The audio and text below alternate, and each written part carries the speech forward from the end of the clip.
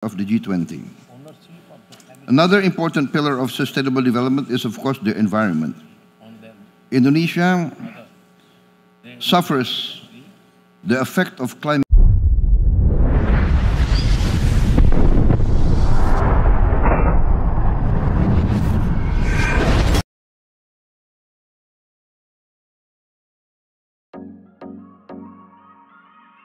Pada sesi ketiga KTT G20 di Brasil, Presiden Prabowo menyoroti pentingnya diplomasi yang inklusif dan kerjasama global dalam mengatasi tantangan bersama.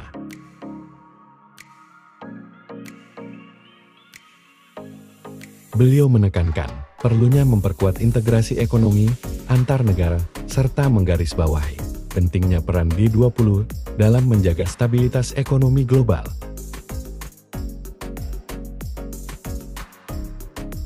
Dalam pernyataannya, Presiden Prabowo juga menegaskan komitmen Indonesia untuk berkontribusi positif dalam forum tersebut serta memperjuangkan perdamaian, keadilan, dan kemakmuran bagi seluruh negara anggota.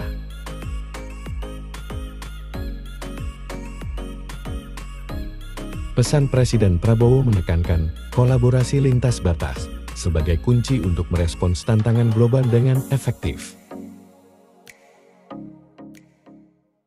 President Lula, distinguished excellencies. Yesterday we have discussed the problems of poverty and hunger. We all have strong commitments to address the issues. Those challenges indeed affect developing countries, their sustainable development, and their energy transition agenda. The G20 must generate tangible actions to help achieve SDGs. We in Indonesia continue to strengthen our commitment. Until 2022, we have achieved 50% of the SDG targets, and we are on track to continue to strive to achieve the SDG targets. Indonesia's efforts are not enough.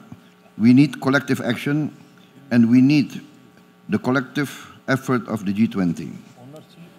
Another important pillar of sustainable development is, of course, the environment. Indonesia suffers the effect of climate change directly. Our coastal areas are now being inundated by rising ocean levels. We are forced to move our capital city.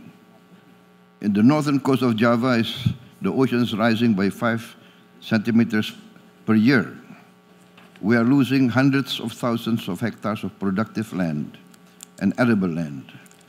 Our farmers and our fishermen now are living in difficult conditions. This will exacerbate poverty and hunger. Therefore, for Indonesia, there is no alternative.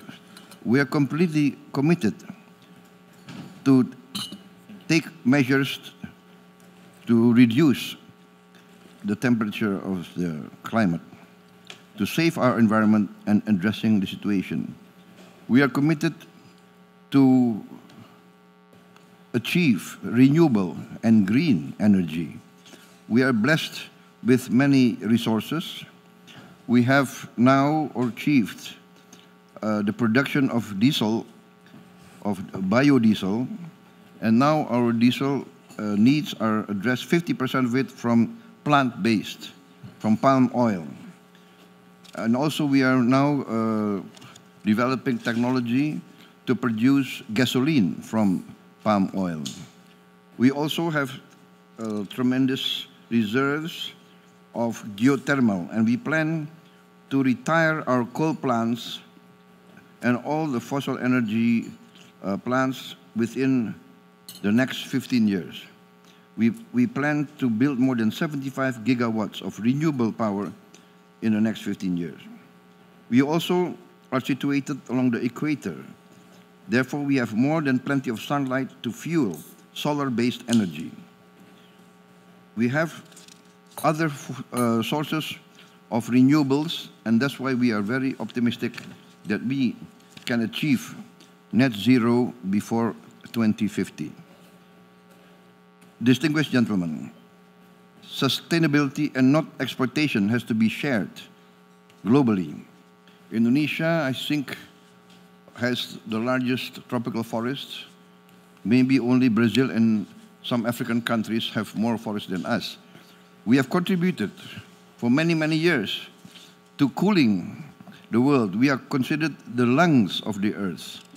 But we have not seen the promises of the advanced countries to provide carbon credits. This has always been offered to us. Therefore, we need a continued commitment to compensate the role of our forest in maintaining the global temperature. Indonesia is open to optimize the prospects of 557 million tons of Indonesia's carbon credit. We also have the largest carbon storage capacity, and we offer this also to the world. Distinguished Excellencies, I would like to announce that Indonesia is pleased to support international efforts. In this case, we are willing to commit $30 million to bridge funding gaps on WHO activities. We hope this can positively contribute to the noble work done by the United Nations. Moving forward, the G20 must continue its positive impact.